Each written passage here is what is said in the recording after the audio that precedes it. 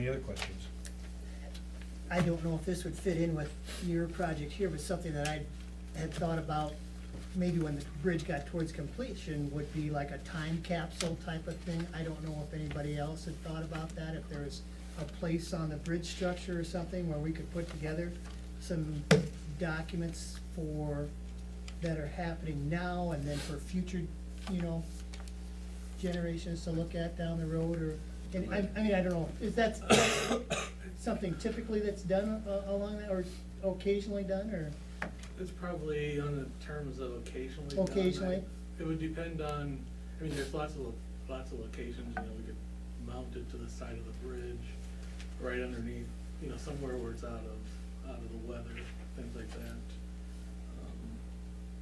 We wanna make sure and put it someplace where we don't have to tear the bridge up to ever open it. Sure. But I think we could look at some places, that we could put something. That's just something I had, it doesn't necessarily tie in with. That's one of the good things, I think, one of the nice things about this project is everybody's going, well, what's the next thing you're gonna work on? What is like round two? And so I think that it's sparked a lot of interest in this type of thing, and I got so much feedback from people, like, you gotta go over to Pocahontas and see what they've done over there, you gotta go down to Fort Dodge and see what they've done at Kennedy Park, you gotta, who is it up in northeast part of the county, Renwick? Has Renwick done a big thing? I think so. People are really, like, I think Renwick is the one where people have really said, very nice. for such a small community, what they've done up there is incredible. So, I don't know if I'm the guy, but, there's definitely interest in doing more, and, Along patriotic themes, Joe, is that what yeah, you? memorials, right. Okay. So, keep that in mind. We'll get my huge brass helicopter.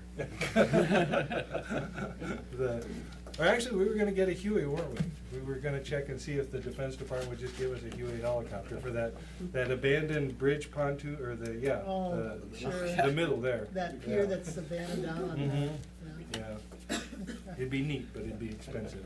I think somebody told me 100,000 to get one of those. I think they might donate it, but to get it in place is expensive. Yeah. All right. That it? Thank you, Joe. Thanks. Jack. Yep.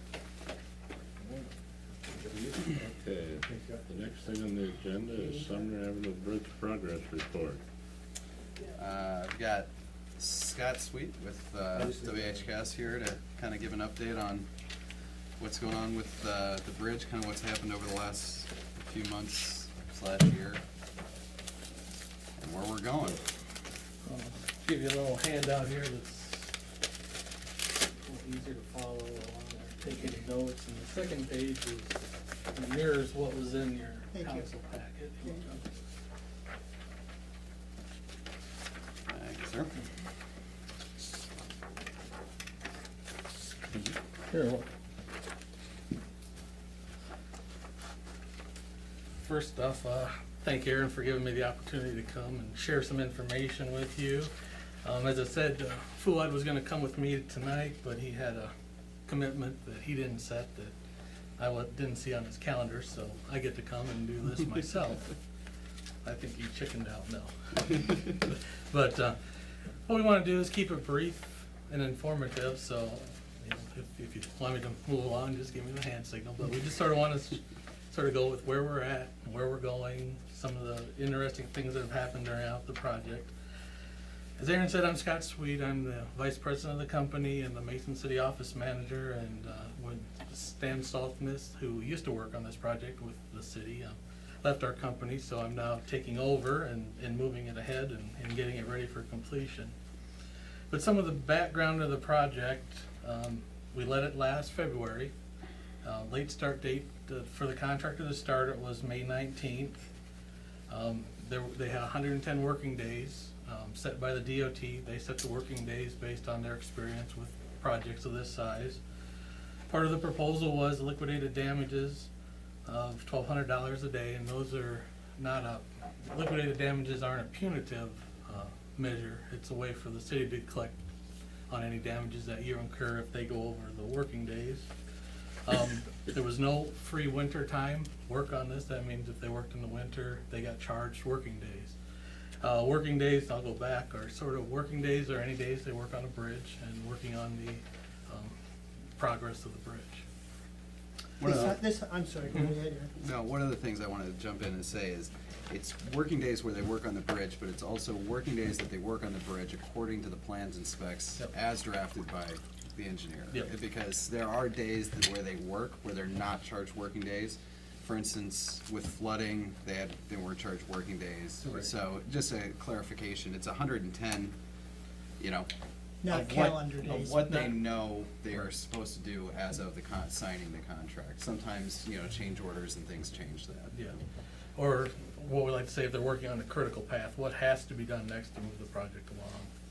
Is when we So charge that them was the working days. timeline you were looking at, huh, Scott, was, like, the May 19th start Yep. date? And then I think the was October 31st was the end date on that? Yeah, it would have been in the. Approximately in that range? Yeah, in that, usually the way a DOT works it is they work backwards from when they want to be done, and usually with the concrete pavement we have, it'd probably be the middle of October. And then they sort of work back to see how they set their late start date from that. And they allow time in there too for, weather delays and things. Usually I like to figure you're probably average 4 out of 5 days that you can work. Working days, they don't get charged for Saturday unless they're working on a measurable item, basically. Sundays, holidays, they don't get charged working days. Again, this is federal funds on this project, so it required full-time observation. That's one condition that we do when we work with the DOT is as for observation. And then I want to talk sort of where we're at to date based on the actual timeframes, and when I say to date, I mean through February 6th, and I'll sort of explain why I picked February 6th as we go through here. Basically, the original schedule was to start, and this is basically from the contractor that we got at the pre-construction meeting, was April 7th, and based on they figured 107 working days that it would take them to do this project. They would have been done middle of September. Actually, the project started on April 20th, which is relatively close, and that could, some weather, which was before the late start date. We did have a high water event. The first one we had on June 1st, and that affected work for about 1 week. 2 weeks later, June 15th, we had the second high water event, which was the event. And that affected, looking back at all the reports, we had about 5 weeks. When they could not get into the river to work, because of the extreme high water here. Proceeded to work on the bridge. There was a water main relocation that we needed to do. The water main was too close to Pier 1. Wasn't where it was located, and we found it in the field that it was off, so that affected about a week of construction. Scott, excuse Yep. me, Pier 1, that's on the west side of Yep, the bridge, yeah. right? Okay, Yep. just wanted to clarify 1, that. 2, 3, 4 from West to east, okay, thank you. Pier 2, we had a little bit of rework on that pier because as they were driving piles, a couple were damaged, so they had to pull a couple out of those, and that we figure affected about a week's worth of work. Pier 1 affected the 2 weeks of construction, and Pier 1 is on Pier 1 and 4, basically, the rock conditions out there when we had the geotechnical borings done. When we got out there and actually started driving piles, or we were doing the foundations, the rock was very variable out there, which required us to go through there and redesign some of the piers and the footings. And I'll talk a little bit about that. We talk about some of the revision work that we did that we're looking for extra services, but as we did that, we also had some problems on the east abutment where actually the rock was too high. It was higher than we anticipated based on the borings. And basically we need to have so much embedment, we couldn't get it, so we had to do some special redesign of that to be able to actually core it out with and put in some big, basically like a drilled shaft where we're able to drill down 5 foot, put the pier in, fill it with concrete. That way we don't have the lateral shift in the bridge if you don't have that embedment. Actually, I told Aaron I wouldn't get too involved in the engineering part. I don't want to lose you. But if you have any questions, then we've looked at between December and now we've had about 4 weeks affected by cold weather, which is actually pretty good for this. It wasn't likely, not like last year, but this year they were out about 4 weeks where they didn't work just because of weather, related issues. Give you a little bit of a rundown on the days that were worked out there, and this again is as of February 6th, which was about the 110 working days that we have charged them, actually ended about February 6th. That's why I've been going through there, because then we can sort of look at, as we move forward, what the process is. Contractor actually was on site about 160 days out there working, and we charged them about 110 working days. They were off-site for about 40 days, which is 8 weeks, because of the different high water events and things like that. In WHKS, we were on site about 170 days. And basically the extra time that we were on site when they weren't is we were still coming over, checking traffic control, making sure everything was up, checking on the status of during the flooding period to make sure that things were still here on part of that. So about extra 10 days on that. That's sort of where we're at as far as days that we've come up with so far. Where do we go from here? And this is, basically February 9th. You've been out there, they've been working on the deck, doing the steel. We talked to the contractor today. He thinks he's probably gonna work Saturday. They may be done with the deck steel, either Saturday or Monday. So getting ready next week, with the nicer temperatures, to be able to do the deck pour, we need it to be 40 degrees. And so next week, it looks like we may have an opportunity to get out there and get the deck poured, if they can get the steel all done. 40 degrees for how long a time period, Scott? I mean, like, can they pour that entire deck in just one day? You think Yeah, like- that's their plan, is to pour it in one day. It'll be one long day, but they're gonna pull concrete out of 2 plants. So we'll have a certified plant monitor at both plants, and they'll be pumping it in. So they think they can get it done in one day. It's gonna be one long day. So It's that probably 40 about 12 degrees, hours. that 40 degrees, that would be the current, the temperature for that It's the- 12-hour period, or? It's just estimated that it gets to 40 degrees during the day at any time. So it doesn't matter what the overnight Night. lows No. are? or And anything? really, once you start pouring that concrete, and the forms have to be 40 degrees, the steel has to be 40 degrees. So it all needs to be at that temperature. And then basically, once you start, I mean, if you look at the deck, it's a good 2-foot deck, a deep deck. The heat that's gonna be generated by the concrete as it starts hydrating is gonna be more than enough to keep that warm enough. And also, we'll have temperature probes in it that they'll put in, and we'll read the temperature to make sure that, everything's going well. That was one of the things that we were working on with them, probably the end of November. They were thinking they wanted to pour in December. And, we had extensive conversations with Aaron, with the DOT, with the bridge construction guys in Ames, and that's where we've set that guideline. They thought we could pour if it was 28 degrees, and we said, no, we're following the specifications, because that's our job, is to protect the city, and we wanna make sure we don't want anything freezing, especially on the bottom of the farms when they're just starting to put it in. But with, they said you probably could start pouring about, if it was 30 degrees and scheduled to get, or estimated to get to 40, that you wouldn't really have a problem because of the mass of concrete. It's quite regular. In the wintertime, we'll pour the abutments, the huge, massive concrete sections, and not even worry about temperature that much, because it is so massive that'll heat up and won't have any problems. Our main concern is on the bottom of the deck, where the wind blows through, and if the heat down there, we didn't wanna make sure that it didn't freeze, so that's why we're looking at 40 degrees. So hopefully that should be going on, but on the bridge, what we have to do is get the deck formed, steel, pour the deck, and then after that sets, for 5 days, they'll get on there and start forming up the barrier rails and get those poured. So that's really what we have left on the bridge. And then after the bridge is done, we'll do the approach work, which is the underground storm sewer that we're doing out there, the approach slab right next to the bridge.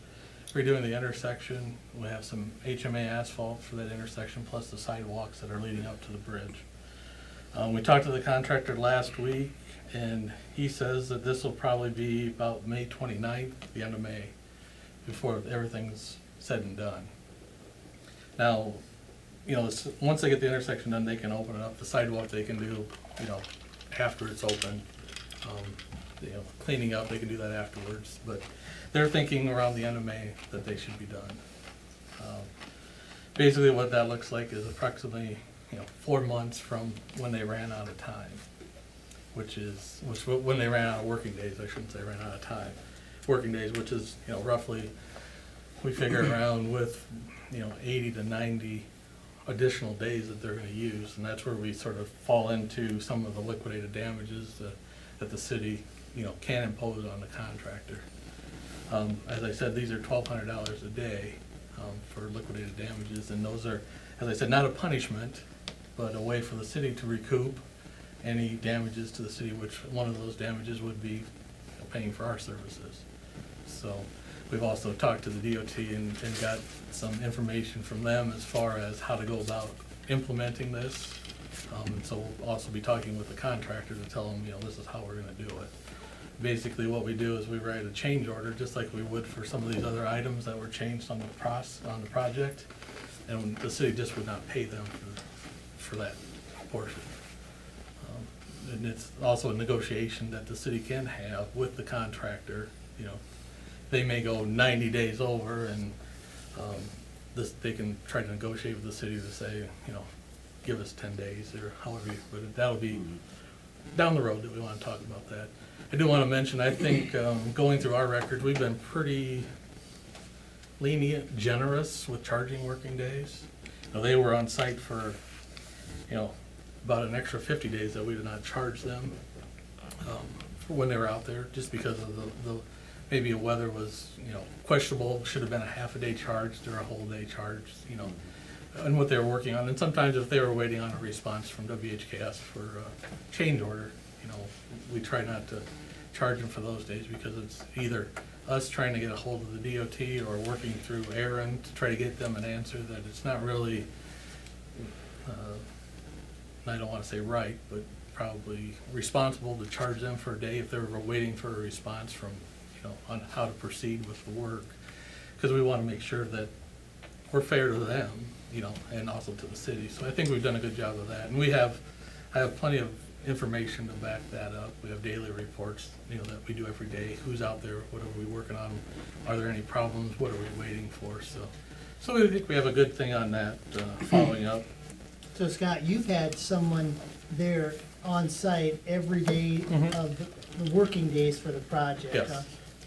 Yep, we usually, we have one main person that was probably there 4 days a week, and then we'd have somebody else go over there that's, certain, and all of our inspectors are certified through the state. And, you know, we do this quite regularly for city projects. We do a lot of inspection or observation for the DOT themselves on their projects. So we've had somebody out there pretty much every day that they were out there. And you've got this all documented? Oh, yeah. And you've had conversations with Goverson, and they kinda know where you stand and Yep. where you, okay. And yeah, they know It's where not we. to say it's not going to be contentious. I mean, they made it abundantly clear that they do not agree that we should charge them liquidated damages. But for Because the there's a- record, every single contractor thinks they should not be charged Charged. liquidated damages. So, you know, regardless of the reality, Yep. they all believe that. Right. Everything was outside of their control. I know, Yeah. I didn't say that. I mean, it- but that's exactly it, is you can see very clearly, you know, where he's documented here in the actual schedule, you know, 5 weeks off here, 1 week off here, 1 week off here, 2 weeks off here. All of those were not charged as working days, so there was a lot of leniency that was given going through the process. You know, I think that, you know, as you said, I know Aaron Holmbeck was the inspector